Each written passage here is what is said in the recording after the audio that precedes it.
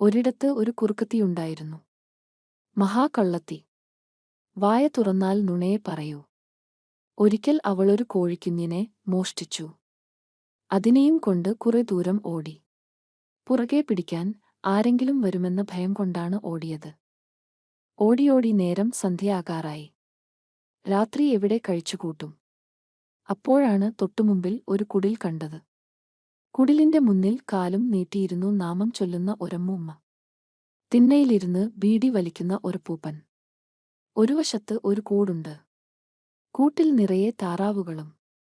കുറുക്കത്തിക്ക് ഉടനെ തോന്നി ഒരു ഭയം. കുടിലിന്റെ മുറ്റത്തേക്ക് കോഴിക്കുഞ്ഞിനെയും കൊണ്ടു ചെന്നിട്ട് അവൾ പറഞ്ഞു, "അപ്പൂപ്പാ, നമസ്കാരം, ഞാനിവിടെ ഒരു രാത്രി തങ്ങിക്കോട്ടെ." അപ്പോൾ അമ്മൂമ്മ പറഞ്ഞു, "അയ്യോ, ഞങ്ങളുടെ കുടിൽ ചെറുതാണ്. ഒരു മുറി മാത്രമേയുള്ളൂ."